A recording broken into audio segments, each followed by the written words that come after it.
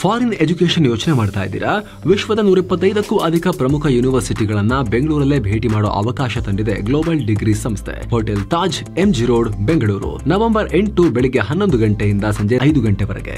Entry free ಇರುತ್ತೆ. Free ರಿಜಿಸ್ಟ್ರೇಷನ್ಗೆ ಈ ನಂಬರ್ಗೆ ಕಾಲ್ ಮಾಡಿ ಅಥವಾ ಡಿಸ್ಕ್ರಿಪ್ಷನ್ ಮತ್ತು ಪಿನ್ ಕಾಮೆಂಟ್ ನಲ್ಲಿರೋ ಲಿಂಕ್ ಚೆಕ್ ಮಾಡಿ.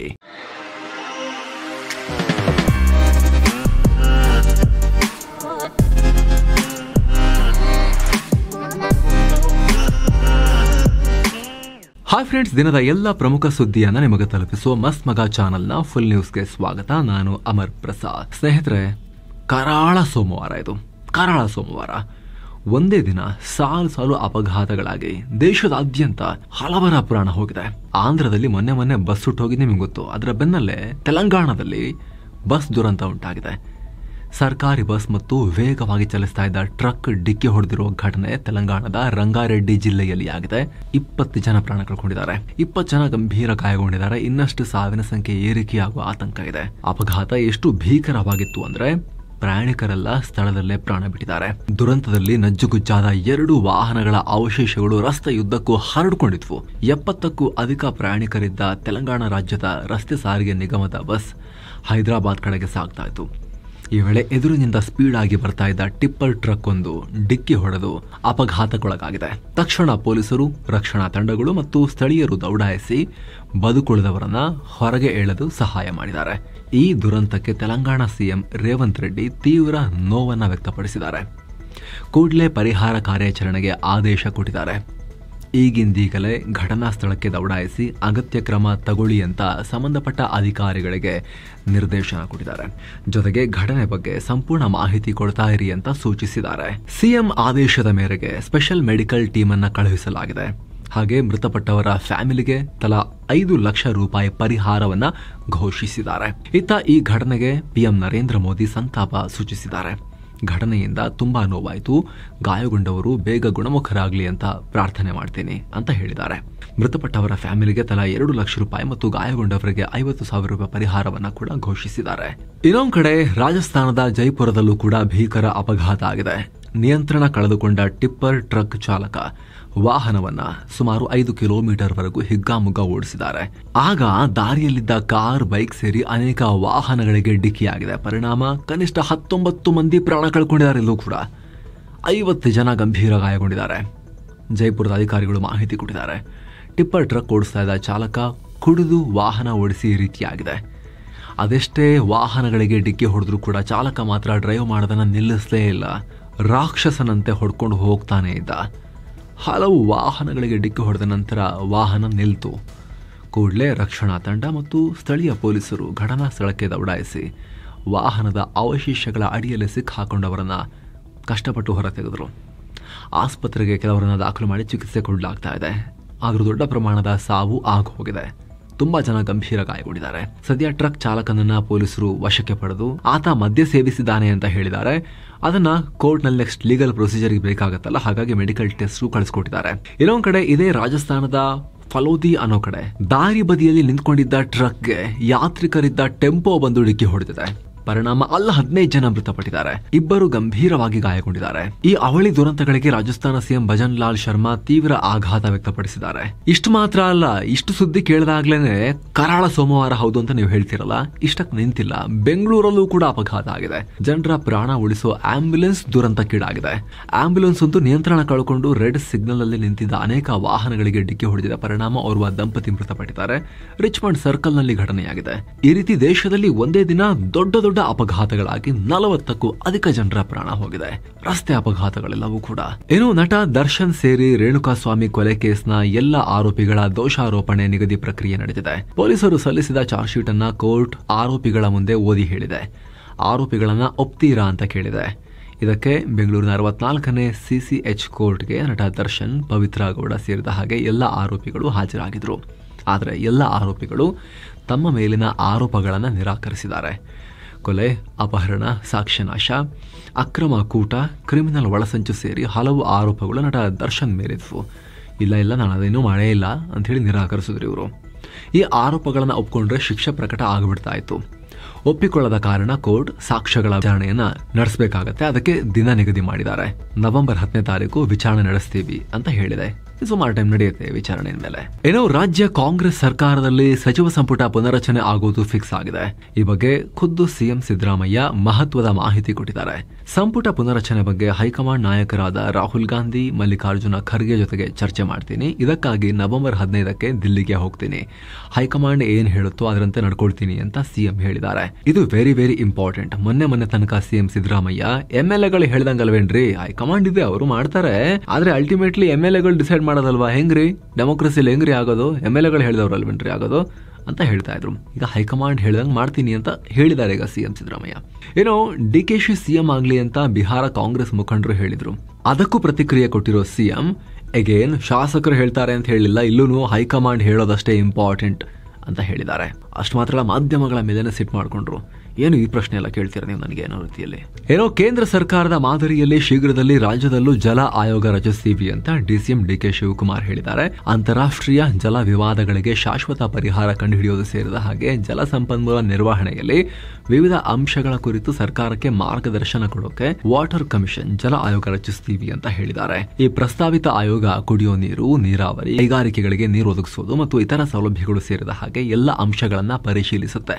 ಜೊತೆಗೆ ನಗರಗಳ ಬೆಳವಣಿಗೆ ಮತ್ತು ಜನಸಂಖ್ಯಾ ವಲಸೆಯನ್ನ ಗಣನೆಗೆ ತಗೊಂಡು ಮುಂದಿನ 50 ವರ್ಷಗಳ ನೀರಿನ ಅವಶ್ಯಕತೆಗಳ ಕುರಿತು ಅಧ್ಯಯನ ನಡೆಸಲಿದೆ ಅಂತ ಹೇಳಿ DK ಶಿವಕುಮಾರ್ ಹೇಳಿದ್ದಾರೆ. ಏನೋ ಅಂತಾರಾಷ್ಟ್ರೀಯ ಕ್ರೀಡಾಕೂಟಗಳಲ್ಲಿ ಪದಕ ಗೆಲ್ಲೋ ಕ್ರೀಡಾಪಟುಗಳಿಗೆ ಸರ್ಕಾರಿ ಹುದ್ದೆಗಳಲ್ಲಿ ಮೀಸಲಾತಿ ಕೊಡ್ತೀವಿ ಅಂತ ಸಿಎಂ ಸಿದ್ದರಾಮಯ್ಯ ಘೋಷಿಸಿದ್ದಾರೆ. ಅಂತಹ ಕ್ರೀಡಾಪಟುಗಳಿಗೆ ಪೊಲೀಸ್ ಇಲಾಖೆಯ ನೇಮಕಾತಿಯಲ್ಲಿ 3% ಮತ್ತು ಇತರ ಇಲಾಖೆಗಳಲ್ಲಿ 2% ಮೀಸಲಾತಿ ಕೊಡೋಕೆ ನಮ್ಮ ಸರ್ಕಾರ ನಿರ್ಧಾರ ಮಾಡಿದೆ ಅಂತ ಹೇಳಿದ್ದಾರೆ. ಏನೋ ಬಿಹಾರದವರು ಇಲ್ಲದೆ ಇದ್ದಿದ್ರೆ ಬೆಂಗಳೂರಲ್ಲಿ ಒಳ್ಳೆ ಕಟ್ಟಡ ಕಟ್ಟೋಕೆ ಆಗ್ತಾ ಇರಲಿಲ್ಲ. ಬಿಹಾರಿ ಸಂಘ ಸಂಸ್ಥೆಗಳಿಗೆ ಬೆಂಗಳೂರಲ್ಲಿ ಜಾಗ ಕೊಡ್ತೀನಿ, 1 ತಿಂಗಳಲ್ಲಿ ಅಧಿಸೂಚನೆ ಹೊರಡಿಸ್ತೀನಿ ಅಂತ DK Shivakumar Bihar election time ನಲ್ಲಿ ಹೇಳಿಕೆ ಕೊಟ್ಟರು. ಈ ಹೇಳಿಕೆ ಬಹಳ ಚರ್ಚೆ ಗ್ರಾಸ ಆಗ್ತಾ ಇದೆ. ಬಿಹಾರದಲ್ಲಿ ಕಾಂಗ್ರೆಸ್ಗೆ ಮೈಲೇಜ್ ತಂದ್ಕೊಡೋಕೆ ಇದು ಪ್ರಯತ್ನ ಪಡ್ತಿರೋದು DK ಅಂತ ಹೇಳಿ ಟೀಕೆ ಮಾಡಲಾಗ್ತಿದೆ. JDS ನವರು ಹೇಳಿದ್ದಾರೆ, ನೀವು ಡೋಂಗಿತನ ಮಾಡ್ತಾ ಇದ್ದೀರಾ, ಮತಕ್ಕೋಸ್ಕರ ಕನ್ನಡಿಗರ ಭೂಮಿಯನ್ನ ನೀವು ಹೊರಗಿನವರಿಗೆ ಕೊಡಕ್ ಹೊರಟಿದ್ದೀರಾ, ಧಿಕ್ಕಾರ ಅಂತೆಲ್ಲ ಹೇಳಿದ್ದಾರೆ ಇವರು. ಇನ್ನು ಅನಾರೋಗ್ಯ ಮುಚ್ಚಿಟ್ಟು ಮದುವೆ ಮಾಡಿದ್ದಾರೆ ಅನ್ನೋ ಸೇಡಿಗೆ ಪತ್ನಿಯನ್ನೇ ಹತ್ಯೆ ಮಾಡಿದ ಕೇಸ್ಗೆ ಹೊಸ ತಿರುವು ಸಿಗ್ತಾ ಇದೆ. ಬೆಂಗಳೂರಿನ ವೈದ್ಯೆ ಕೃತಿಕಾ ರೆಡ್ಡಿ ಕೊಲೆ ಕೇಸ್ನಲ್ಲಿ ಆರೋಪಿ ಪತಿ, ಆತ ಕೂಡ ವೈದ್ಯನಾಗಿರೋ ಪತಿ ಮಹೇಂದ್ರ ತನ್ನ ಪ್ರೇಯಸಿಯನ್ನ ಅಂದ್ರೆ ಮದುವೆಯ ಹೊರತಾದ ಸಂಬಂಧದ ಪ್ರೇಯಸಿಯನ್ನ ಮೆಚ್ಚಿಸೋಕೆ ಪತ್ನಿ ಕೃತಿಕಾಳನ್ನ ಕೊಲೆ ಮಾಡಿದ್ದ ಅಂತ ತನಿಖೆಯಲ್ಲಿ ಬಯಲಾಗಿದೆ. ಆರೋಪಿ ಮಹೇಂದ್ರ ಕೊಲೆ ಬಳಿಕ ತನ್ನ ಪ್ರೇಯಸಿಗೆ ನಾನು ಕೊಲೆ ಮಾಡಿದೆ ಅಂತ ಹೇಳಿ ಮೆಸೇಜ್ ಕೂಡ ಮಾಡಿದ್ದ. ಈ ಪ್ರೇಯಸಿ ಈ ಹಿಂದೆ ಮಹೇಂದ್ರ ರೆಡ್ಡಿಯ ವಾಟ್ಸ್ಆಪ್ ಮತ್ತು ಮೊಬೈಲ್ ನಂಬರ್ ಅನ್ನ ಕೂಡ ಬ್ಲಾಕ್ ಮಾಡಿದ್ಲು. ಹೀಗಾಗಿ ಈತ ಫೋನ್ ಪೇ ನಲ್ಲಿ ಹೋಗಿ ದುಡ್ಡು ಕಳಿಸೋ ಜಾಗದಲ್ಲಿ ಮೆಸೇಜ್ ಹಾಕಿ ಕಳ್ಸಕ್ಕಾಗತ್ತಲ್ಲ, ಅಲ್ಲೂ ಹೋಗಿ ಮೆಸೇಜ್ ಮಾಡಿದ್ದ ಅಂತ ತನಿಖೆ ವೇಳೆ ಆತ ಬಾಯ್ಬಿಟ್ಟಿದ್ದಾನೆ. ಅಂದಹಾಗೆ ಕಳೆದ ಏಪ್ರಿಲ್ನಲ್ಲಿ ವೈದ್ಯೆ ಕೃತಿಕಾ ರೆಡ್ಡಿ ಮೃತಪಟ್ಟಿದ್ರು. ಮೊದಲಿಗೆ ಅಸಹಜ ಸಾವು ಅಂತ ಹೇಳಿ ಪ್ರಕರಣ ದಾಖಲಾಗಿತ್ತು. ಆದರೆ ಮರಣೋತ್ತರ ಪರೀಕ್ಷೆ ನಂತರ ಇದು ಹತ್ಯೆ ಅನ್ನೋದು ಗೊತ್ತಾಗಿತ್ತು. ನಂತರ ಆರೋಪಿ ಮಹೇಂದ್ರ ರೆಡ್ಡಿಯನ್ನ ಬಂಧಿಸಿ ಬೆಂಗಳೂರಿಗೆ ಕರ್ಕೊಂಡ್ಬಂದು ಪೊಲೀಸರು ತನಿಖೆ ಆರಂಭಿಸಿದ್ರು. ಈಗ ಈ ಸತ್ಯಾಂಶ ರಿವೀಲ್ ಆಗಿದೆ. ಏನೋ ಸ್ನೇಹಿತರೆ, ಮಸ್ತ್ ಮಗ ಪ್ರೀಮಿಯಂ ಮೆಂಬರ್ಶಿಪ್ ನಲ್ಲಿ ಒಂದು ಇಂಪಾರ್ಟೆಂಟ್ ಅಪ್ಡೇಟ್. ನಾವು ಇದನ್ನ ಲಾಂಚ್ ಮಾಡಿದಾಗ ಹೇಳಿದ್ವಿ ಸ್ನೇಹಿತರೆ, ಹಂತ ಹಂತವಾಗಿ ನಾವು ನಮ್ಮ ವೀಕ್ಷಕರಿಗೆ ಪ್ರೀಮಿಯಂ ಎಕ್ಸ್ಪೀರಿಯನ್ಸ್ ಕೊಡೋ ಪ್ರಯತ್ನವನ್ನ ನಡೆಸ್ತಾ ಹೋಗ್ತೀವಿ. ಪೂರ್ಣ ಪ್ರಮಾಣದಲ್ಲಿ ಆಡ್ ಮೇಲಿನ ಅವಲಂಬನೆ ತಗ್ಗಿಸೋದು ಸಾಧ್ಯನೇ ಇಲ್ಲ, ಇಂಪಾಸಿಬಲ್ ಅದು. ಆದ್ರೆ ಹಂತ ಹಂತವಾಗಿ ಮಾಡ್ತಾ ಹೋಗ್ತೀವಿ ಅನ್ನೋದನ್ನ ಹೇಳಿದ್ವಿ. ದೊಡ್ಡ ಪ್ರಮಾಣದಲ್ಲಿ ನಿಮ್ಮ ಬೆಂಬಲ ಅದಕ್ಕೆ ಬೇಕು ಅಂತ ಹೇಳಿದ್ವಿ. ಒಂದಷ್ಟು ಪ್ರಮಾಣದಲ್ಲಿ ವೀಕ್ಷಕರು ಬೆಂಬಲವನ್ನು ತೋರಿಸಿದಿರಿ, ಆದರೆ ಇನ್ನೂ ದೊಡ್ಡ ಪ್ರಮಾಣದ ವೀಕ್ಷಕರ ಬೆಂಬಲ ನಮಗೆ ಬೇಕು.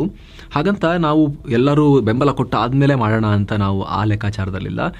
ನಾವು ಹೇಳಿದ ಮಾತಿನಂತೆ ಜಾಹೀರಾತುಗಳನ್ನು, ಅದರಲ್ಲೂ ಕೂಡ ವಿಡಿಯೋ ಆರಂಭದಲ್ಲಿ 20 ಸೆಕೆಂಡ್ದೆಲ್ಲ ಬರುತ್ತಲ್ವಾ, ಅದು ಸಾಕಷ್ಟು ಬೇರೆ ಬೇರೆದು ಬರ್ತಾ ಇತ್ತು. ನೀವು ನೋಡಿರ್ಬೋದು 4-5 ಬ್ರ್ಯಾಂಡ್ಗಳದ್ದು ಬರ್ತಾ ಇತ್ತು. ಎಲ್ಲ ವಿಡಿಯೋಗಳಲ್ಲೂ ಆರಂಭದಲ್ಲಿ ಇರ್ತಾ ಇತ್ತು, 20 ಸೆಕೆಂಡ್ ಇರ್ತಾ ಇತ್ತು. ಆಮೇಲೆ ಖರೀದಿ ಮಾಡೋಕ್ಕೆ ಲಿಂಕ್ ಕ್ಲಿಕ್ ಮಾಡಿ ಈ ಥರದೆಲ್ಲ ಇರ್ತಾ ಇತ್ತಲ್ವಾ. ಸೊ ಅವುಗಳನ್ನು ರಿಡ್ಯೂಸ್ ಮಾಡ್ತಾ ಹೋಗ್ತಾ ಇದ್ದೀವಿ. ನಾವು ಆಲ್ರೆಡಿ ಒಂದು ಕಂಪನಿಗೆ ನಾವು ಇದನ್ನು ಕಮ್ಯುನಿಕೇಟ್ ಮಾಡಿದ್ದೀವಿ. ಇಷ್ಟು ದಿವಸ ನಮಗೆ ಬೆಂಬಲ ಕೊಟ್ರಿ, ಬಿಸ್ನೆಸ್ ಕೊಟ್ರಿ, ಥ್ಯಾಂಕ್ ಯು ಸೋ ಮಚ್. ಇನ್ಮೇಲೆ ನಾವು ನಿಮ್ಮ ಪ್ರೀ ರೋಲ್ ಆ್ಯಡ್ಗಳನ್ನು ಕ್ಯಾರಿ ಮಾಡೋಕ್ಕೆ ಸಾಧ್ಯ ಆಗ್ತಾ ಇಲ್ಲ ಅನ್ನೋದನ್ನು ನಾವು ಅವ್ರಿಗೆ ಹೇಳಿದ್ವಿ. ನಮ್ಮ ಕಂಪಲ್ಷನ್ಸ್ ಏನು, ನಮ್ಮ ಆಡಿಯನ್ಸ್ ಜೊತೆ ನಮ್ಮ ಕಮಿಟ್ಮೆಂಟ್ ಏನು, ಅದನ್ನು ನಾವು ಹೇಳಿದ್ವಿ. ನಮಗೆ ಇನ್ನೂ ದೊಡ್ಡ ಪ್ರಮಾಣದಲ್ಲಿ ನಿಮ್ಮಿಂದ ಬೆಂಬಲ ಸಿಗೋ ನಿರೀಕ್ಷೆಯೊಂದಿಗೆ ನಾವು ಅದನ್ನು ಹೇಳಿದ್ದೀವಿ.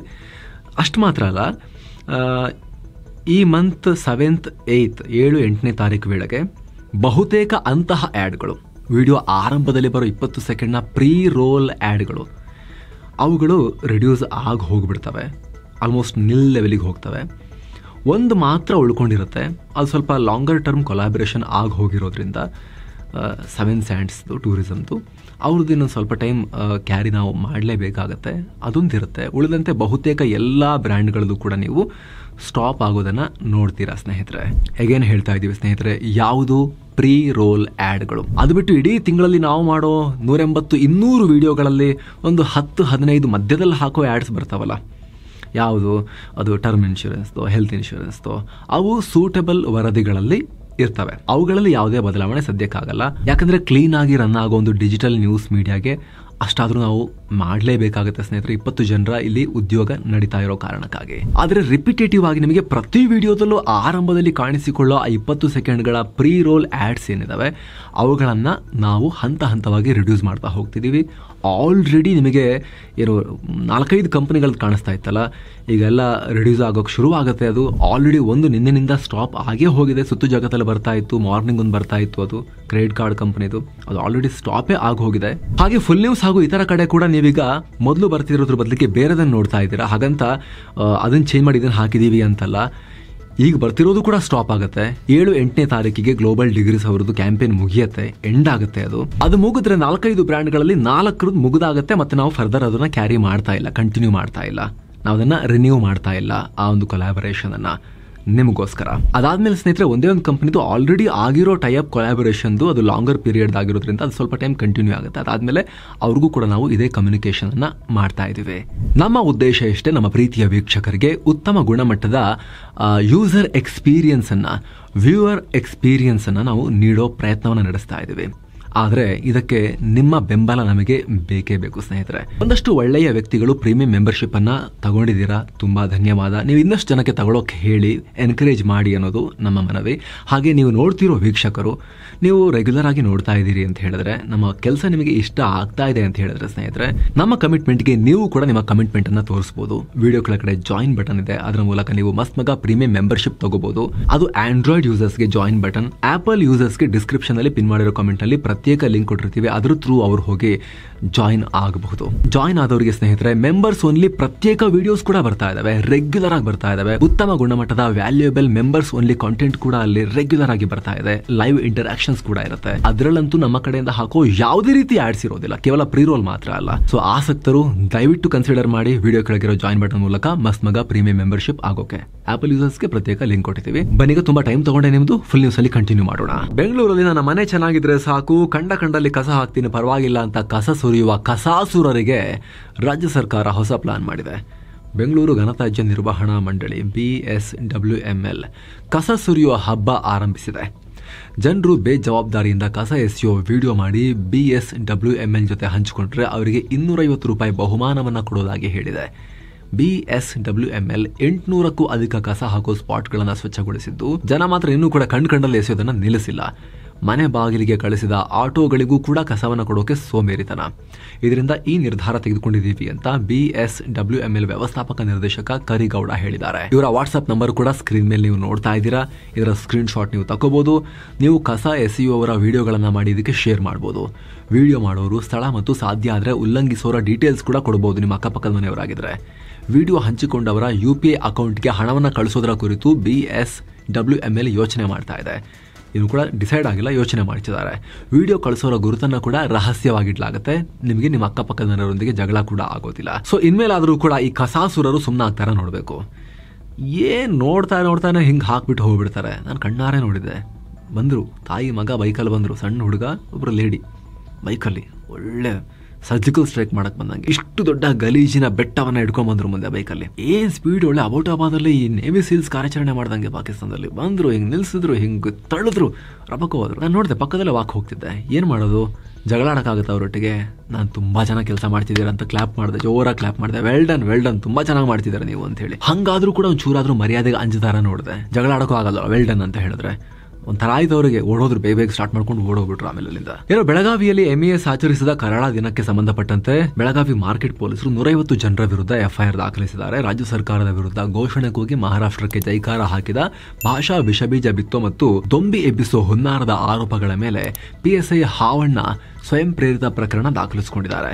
ಶಾಸಕ ಮನೋಹರ್ ಕಿನೇಕರ್, ಶುಭಂ ಶೆಳಕೆ ಸೇರಿದಂತೆ 150 ಜನರ ಮೇಲೆ ಪ್ರಕರಣ ದಾಖಲಿಸಿದ್ದಾರೆ. ಏನೋ ಯೆಸ್ ಬ್ಯಾಂಕ್ ಅಕ್ರಮ ಹಣ ವರ್ಗಾವಣೆ ಕೇಸ್ನಲ್ಲಿ ಉದ್ಯಮಿ ಅನಿಲ್ ಅನಿಲ್ ಅಂಬಾನಿಗೆ ಜಾರಿ ನಿರ್ದೇಶನಾಲಯ ಇಡಿ ಶಾಕ್ ಕೊಟ್ಟಿದೆ. ಅಂಬಾನಿ ಅವರ 3,000 ಕೋಟಿ ರೂಪಾಯಿಗೂ ಅಧಿಕ ಮೊತ್ತದ ಆಸ್ತಿಯನ್ನ ತಾತ್ಕಾಲಿಕವಾಗಿ ಮುಟ್ಟುಗೋಲು ಹಾಕೊಂಡಿದೆ. ಮುಂಬೈನಲ್ಲಿರೋ ಅವರ ಪಾಲಿಹಿಲ್, ದಿಲ್ಲಿಯಲ್ಲಿರೋ ರಿಲಯನ್ಸ್ ಸೆಂಟರ್ ಪ್ರಾಪರ್ಟಿ ಜೊತೆಗೆ ನೋಯ್ಡಾ, ಗಾಜಿಯಾಬಾದ್, ಮುಂಬೈ, ಪುಣೆ, ಥಾಣೆ, ಹೈದರಾಬಾದ್, ಚೆನ್ನೈ, ಕಾಂಚೀಪುರಂ ಸೇರಿ ಹಲವು ಕಡೆಗಳಲ್ಲಿನ ಸುಮಾರು 40 ಪ್ರಾಪರ್ಟಿಗಳನ್ನು ಮುಟ್ಟುಗೋಲು ಹಾಕೊಂಡಿದೆ. ಅಕ್ಟೋಬರ್ 31ನೇ ತಾರೀಕು ಅನಿಲ್ ಅಂಬಾನಿ ಮೇಲೆ prevention of money laundering act PMLA case ಹಾಕಿದ ನಂತರ ಈ ಆಸ್ತಿಯನ್ನ ಜಪ್ತಿ ಮಾಡಿದೆ.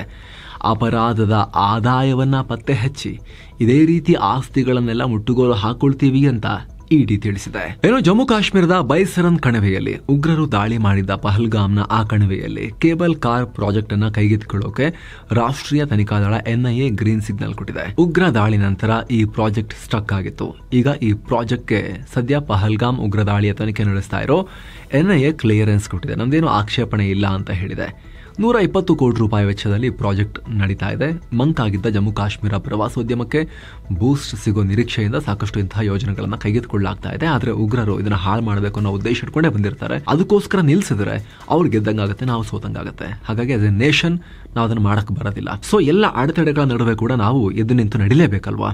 ಸೊ ಅದೇ ಹೆಜ್ಜೆಯನ್ನ ಕಾಶ್ಮೀರ ಕೂಡ ಇಡ್ತಾ ಇದೆ. ಏನೋ ರೇರ್ ಅರ್ತ್ ವಿಚಾರದಲ್ಲಿ ಚೀನಾ ಮೇಲಿನ ಅವಲಂಬನೆಯನ್ನ ಕಮ್ಮಿ ಮಾಡೋಕೆ ಭಾರತ ರೇರ್ ಅರ್ತ್ ಮ್ಯಾಗ್ನೆಟ್ ಉತ್ಪಾದನೆಗೆ ಕೊಡ್ತಿರೋ ಇನ್ಸೆಂಟಿವ್ ಅನ್ನ 3 ಪಟ್ಟು ಹೆಚ್ಚಿಸೋಕೆ ಮುಂದಾಗಿದೆ. ನಮ್ಮಲ್ಲೇ ಉತ್ಪಾದನೆ ಮಾಡೋರಿಗೆ ಸುಮಾರು 7,000 ಕೋಟಿ ರೂಪಾಯಿಗೆ ಹೆಚ್ಚಿಸೋಕೆ ಪ್ಲಾನ್ ಮಾಡ್ತಾ ಇದೆ ಅನ್ನೋ ಮಾಹಿತಿ ಸಿಕ್ಕಿದೆ. ಸದ್ಯ ಈ ಪ್ರಪೋಸಲ್ ಕ್ಯಾಬಿನೆಟ್ ಅನುಮೋದನೆಗಾಗಿ ವೇಟ್ ಮಾಡ್ತಿದೆ. ಅನುಮೋದನೆ ಸಿಕ್ಕರೆ ಅಂತಿಮವಾಗಿ ಇನ್ಸೆಂಟಿವ್ 3 ಪಟ್ಟು ಹೆಚ್ಚಾಗುತ್ತೆ ಅಂತ ಗೊತ್ತಾಗಿದೆ. ಏನೋ ಟೆಲಿಕಾಂ ಕಂಪನಿ ವೋಡಾಫೋನ್ ಐಡಿಯಾದ ಅಡ್ಜಸ್ಟೆಡ್ ಗ್ರಾಸ್ ರೆವಿನ್ಯೂ ಬಾಕಿ ವಿಚಾರವಾಗಿ ಸುಪ್ರೀಂ ಕೋರ್ಟ್ ಕೇಂದ್ರ ಸರ್ಕಾರಕ್ಕೆ ಮಹತ್ವದ ಸೂಚನೆ ಕೊಟ್ಟಿದೆ. ವೋಡಾಫೋನ್ ಐಡಿಯಾದ ಎಲ್ಲ AGR ಬಾಕಿಗಳನ್ನ ಕೇಂದ್ರ ಸರ್ಕಾರ ರೀಕನ್ಸಿಡರ್ ಮಾಡಬಹುದು ಅಂತ ಸ್ಪಷ್ಟಪಡಿಸಿದೆ. ಕೇಂದ್ರ ಸರ್ಕಾರ ವೋಡಾಫೋನ್ ಐಡಿಯಾ ಕೊಡಬೇಕಾಗಿರೋ ಹಳೆಯ ಮತ್ತು ಹೆಚ್ಚುವರಿ AGR ಬಾಕಿಗಳನ್ನ ಪಾವತಿಸೋಕೆ ರಿಲೀಫ್ ಕೊಡಬಹುದು. ಸರ್ಕಾರ ಬೇಕಾದ್ರೆ ಕೊಡಬಹುದು ಮನಸ್ಸು ಮಾಡಿದ್ರೆ. ಇದು ಸಾಧ್ಯ ಅಂತ ಕೋರ್ಟ್ ಹೇಳಿದೆ. ಅಂದಹಾಗೆ ಸುಪ್ರೀಂ ಕೋರ್ಟ್ ತನ್ನ ಹಿಂದಿನ ಆದೇಶದಲ್ಲಿ ಕೇಂದ್ರ ಸರ್ಕಾರ ಹಾಕಿರೋ ಹೆಚ್ಚುವರಿ AGR ಬಾಕಿಗಳನ್ನು ರೀಕನ್ಸಿಡರ್ ಮಾಡಿ ಅಂತ ಹೇಳಿತ್ತು. ಈಗ ಹಳೆ ಮತ್ತು ಹೆಚ್ಚುವರಿ AGR ಬಾಕಿಗಳನ್ನು ಮರುಪರಿಶೀಲನೆ ಮಾಡಿ ಅಂತ ಹೇಳಿದೆ.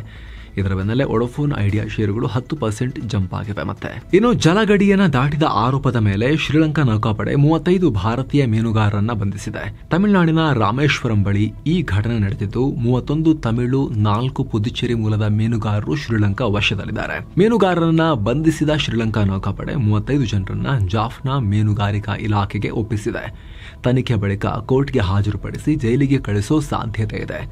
ಇತ್ತೀಚೆಗಷ್ಟೇ ಶ್ರೀಲಂಕಾ ಪ್ರಧಾನಿ ಹರಿಣಿ ಅಮರಸೂರ್ಯ ಭಾರತಕ್ಕೆ ಭೇಟಿ ಕೊಟ್ಟಿದ್ರು. ಈ ವೇಳೆ PM ನರೇಂದ್ರ ಮೋದಿ ಮೀನುಗಾರರ ಸಮಸ್ಯೆ ಕುರಿತು ಅವರೊಂದಿಗೆ ಮಾತುಕತೆ ಮಾಡಿದ್ರು. ಇದಾದ ಕೆಲವೇ ವಾರಗಳಲ್ಲಿ ಈ ಬೆಳವಣಿಗೆಯಾಗಿದೆ. ಏನೋ ಭಾರತದಲ್ಲಿ ಅಕ್ರಮವಾಗಿ ಮೂಲಭೂತವಾದ ಪ್ರಚಾರ ಮಾಡುತ್ತಿದ್ದ ಆರೋಪದ ಮೇಲೆ ಮೌಲಾನಾ ಶಮ್ಸುಲ್ ಖಾನ್ ಅನ್ನೋ ವ್ಯಕ್ತಿ ವಿರುದ್ಧ FIR ಹಾಕಲಾಗಿದೆ. ಈತ ಭಾರತೀಯ ಮೂಲದ ವ್ಯಕ್ತಿ, ಆದರೆ UK ಪ್ರಜೆ. ಈತ ಮೂಲಭೂತವಾದ ಹರಡೋದರ ಜೊತೆಗೆ ವಿದೇಶಗಳಿಂದ ಅಕ್ರಮವಾಗಿ ದುಡ್ಡು ಸಂಗ್ರಹಿಸಿ ಭಾರತದ ಮದ್ರಸಾಗಳಿಗೆ ಕಳಿಸ್ತಾ ಇದ್ದ. ರಜಾ ಫೌಂಡೇಶನ್ ಅನ್ನೋ NGO ಹೆಸರಲ್ಲಿ ಈ ವ್ಯವಹಾರ ನಡೀತಾ ಇತ್ತು. ಈ ಮೂಲಕ ಭಾರತದ ಹಣಕಾಸು ಕಾನೂನುಗಳನ್ನ ಉಲ್ಲಂಘಿಸಲಾಗಿದೆ.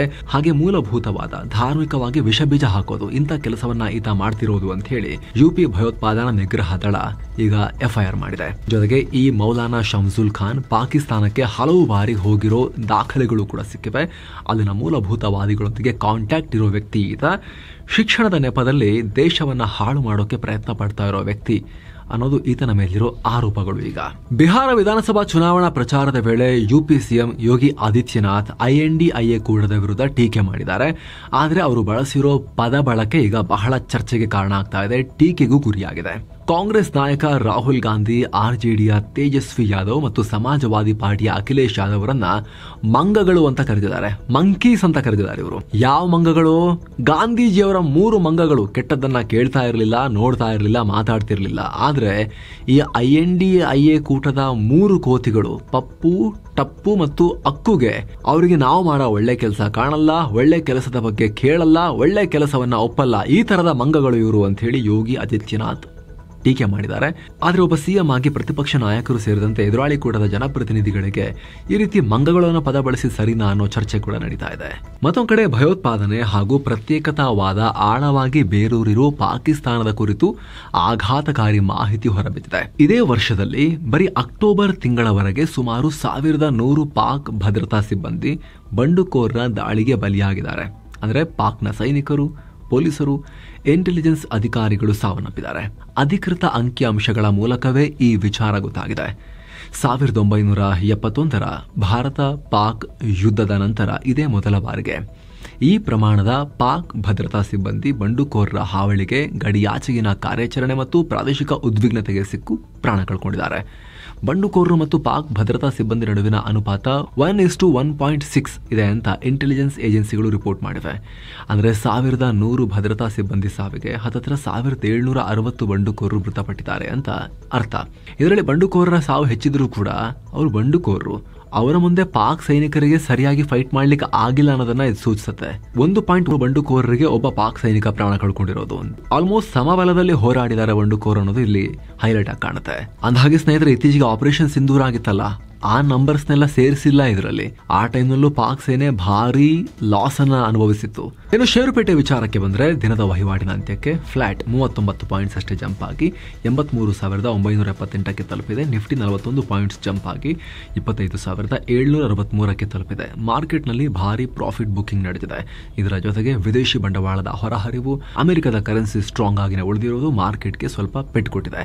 ಹೀಗಾಗಿ ಮಾರ್ಕೆಟ್ ಹೆಚ್ಚು ರನ್ ಆಗದೆ ಫ್ಲಾಟ್ ಆಗಿ ಎಂಡ್ ಆಯಿತು. ಇನ್ನು Maruti Suzuki, ITC, Larsen and Toubro, Tata Consultancy ಮತ್ತು ಭಾರತ್ ಎಲೆಕ್ಟ್ರಾನಿಕ್ಸ್ ಷೇರುಗಳು ರೆಡ್ನಲ್ಲಿದ್ವು. ಇನ್ನು Tata Motors, Mahindra and Mahindra, Eternal, State Bank of India ಮತ್ತು ಭಾರತಿ ಏರ್ಟೆಲ್ ಷೇರುಗಳು ಗ್ರೀನ್ನಲ್ಲಿದ್ವು. ಡಾಲರ್ ಮುಂದೆ ರೂಪಾಯಿ ಮೌಲ್ಯ 5 ಪೈಸೆ ಇಳಿಕೆಯಾಗಿ 88 ರೂಪಾಯಿ 75 ಪೈಸೆ ಆಗಿದೆ. ಇನ್ನು ಚಿನ್ನ ಮತ್ತು ಬೆಳ್ಳಿ ಬೆಲೆ ವಿಚಾರಕ್ಕೆ ಬಂದರೆ, 24 ಕ್ಯಾರೆಟ್ನ 10 ಗ್ರಾಂ ಚಿನ್ನದ ಬೆಲೆಯಲ್ಲಿ 7 ರೂಪಾಯಿ ಹೆಚ್ಚಾಗಿ 1,20,777 ರೂಪಾಯಿ ಆಗಿದೆ. 22 ಕ್ಯಾರೆಟ್ನ 10 ಗ್ರಾಂ ಚಿನ್ನದ ಬೆಲೆಯಲ್ಲಿ ಯಾವುದೇ ಬದಲಾವಣೆ ಆಗದೆ 1,10,630 ರೂಪಾಯಿ ಆಗಿದೆ. 1 ಕೆಜಿ ಬೆಳ್ಳಿ ಬೆಲೆಯಲ್ಲಿ 158 ರೂಪಾಯಿ ಹೆಚ್ಚಾಗಿ 1,49,300 ರೂಪಾಯಿ ಆಗಿದೆ. ಸೊ ಫ್ರೆಂಡ್ಸ್, ಇದಾಗಿತ್ತು ಇವತ್ತಿನ ಫುಲ್ ನ್ಯೂಸ್. ನಾವು ಕುಯ್ದಿಲ್ಲ, ಎಳೆದಿಲ್ಲ, ಕಿರ್ಚಾಡಿಲ್ಲ, ಕೇವಲ ಸುದ್ದಿಯ ರೀತಿಯಲ್ಲಿ ತಲುಪಿಸುವ ಪ್ರಯತ್ನವನ್ನ ಮಾಡಿದ್ದೀವಿ. ನಮ್ಮ ಈ ಪ್ರಯತ್ನ ನಿಮಗೆ ಇಷ್ಟ ಆಗ್ತಾ ಇದ್ರೆ ದಯವಿಟ್ಟು ಮಸ್ತ್ಮಗ ಚಾನಲ್ಗೆ ಸಬ್ಸ್ಕ್ರೈಬ್ ಮಾಡಿ. ಹಾಗೆ ಸ್ನೇಹಿತರೆ, ಆಗಲೇ ಹೇಳಿದ ಮಸ್ತ್ಮಗ ಪ್ರೀಮಿಯಂ ಮೆಂಬರ್ಶಿಪ್ನಲ್ಲಿ ಆಸಕ್ತಿ ಇರೋರು ದಯವಿಟ್ಟು ಅದನ್ನು ಕನ್ಸಿಡರ್ ಮಾಡಿ ಅನ್ನೋದು ಕಳಕಳಿಯ ಮನವಿ. ವಿಡಿಯೋ ಕೆಳಗಿರೋ ಜಾಯಿನ್ ಬಟನ್ ಮೂಲಕ, ಆ್ಯಪಲ್ ಯೂಸರ್ಸ್ ಡಿಸ್ಕ್ರಿಪ್ಷನ್ ಮತ್ತು ಪಿನ್ ಮಾಡಿರೋ ಕಾಮೆಂಟಲ್ಲಿ ಕೊಟ್ಟಿರೋ ಲಿಂಕ್ ಮೂಲಕ ಮತ್ತೆ ಭೇಟಿ ಆಗ್ತಿರೋಣ ಸ್ನೇಹಿತರೆ. ನಮಸ್ತೆ.